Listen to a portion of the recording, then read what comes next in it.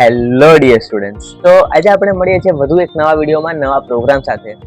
જે પ્રોગ્રામ છે programme number 5. શું કીધું છે એમાં?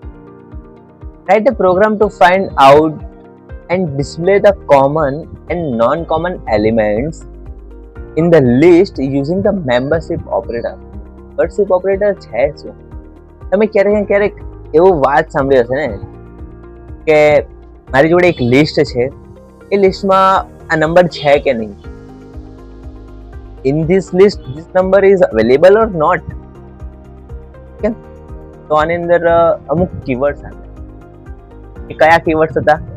એ મેમ્બરશિપ ઓપરેટર્સ કીવર્ડ્સ. કયા કીવર્ડ? ચાલો એ જોઈએ. શું મેસેજ છે જોઈએ.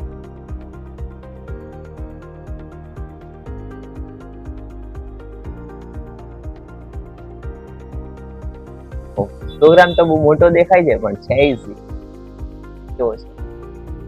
ટુ લિસ્ટ ડિફાઇન કરી. લિસ્ટ 1 શું કહે છે કે 1 2 3 4 5, અને લિસ્ટ શું કહે છે 4 5 6 7 8.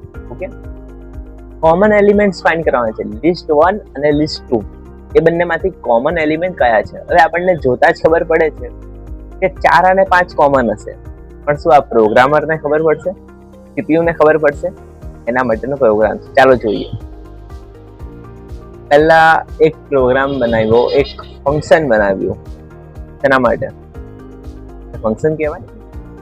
પહેલા તો એક એરે બનાવ્યો કોમન એલિમેન્ટ્સ.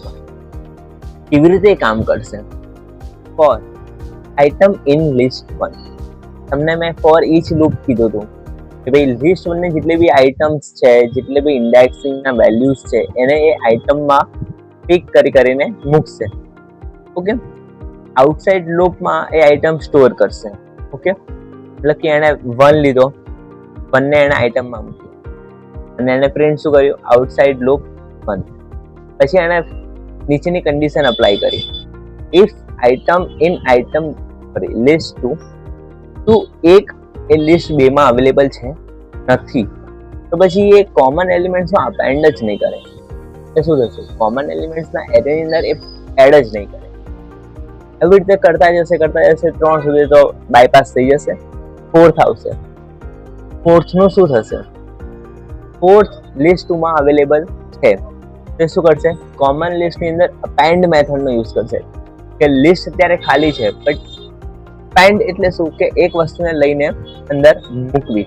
ઓકે, તે 4th ને મૂકશે એરેમાં, પછી પાછું 5th નો વારો આવશે, 5th ને પણ એરેમાં મૂકશે. કેમ? તો કે 5th પણ મેચ છે લિસ્ટમાં અવેલેબલ. ઓકે, પછી આ શું છે? Non common elements find.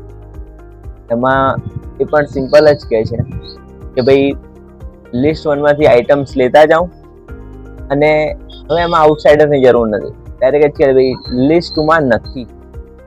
Membership operator છે શું? ઇન અને નોટ ઇન. તો એમાં નીચે નોટ ઇન, મતલબ કે લિસ્ટ 2 માં નથી, એક નથી, તો પછી એને નોન કોમન એલિમેન્ટ્સના એરેમાં અપેન્ડ કરી. 2 નથી, અપેન્ડ કરી દો. 3 નથી, અપેન્ડ કરી દો. અગર 4th છે તો અપેન્ડ નહીં કરો, એને જવા દો. ઓકે, પછી આ શું છે? લિસ્ટ 1 નું આવી ગયું. હવે આપણે લિસ્ટ 2 નું. લિસ્ટ 2 માં કયા વેલ્યુઝ છે? ભાઈ 4 અને 5 તો નહીં આવે, તો 6 7 ને 8 જ આવશે. એને અપેન્ડ કરી દો. તો પછી લાસ્ટમાં બંને એરેને પ્રિન્ટ કરાવીએ. ચલો જોઈએ. જુઓ, કોઈ એરર આવી? હા, items are not defined. Item 1 second. What is the append items? But item લખેલું છે ક્યાંક, અને ક્યાંક items લખેલું છે. Yes, it will be mistake. 4 sorry. Done. તો આઉટસાઇડ લૂપની અંદર 1 આવ્યું, અને કે કોમન નહોતું. પછી 2 આવ્યું, 3 આવ્યું, 4 આવ્યું, પછી 4 પાછું ઇનસાઇડ લૂપ જતું રહ્યું. કેમ? તો કે એ કોમન હતું. 5 આઉટસાઇડ બી આવ્યું, 5 ઇનસાઇડ બી આવ્યું. ઇનસાઇડ કેમ? તો કે કોમન હતું. એ કોમન એલિમેન્ટ્સ ગયા 4 અને 5 એ આવી ગયા.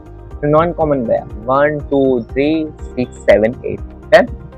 તો આ હતો આપણો પ્રોગ્રામ નંબર 5. એકદમ ઇઝી પ્રોગ્રામ હતો અને આવા જ બેઝિક પ્રોગ્રામ છે યુનિટ 1માં. ઓકે, તો ફરીથી આપણે વધુ એક નવા વિડીયોમાં નવા પ્રોગ્રામ સાથે.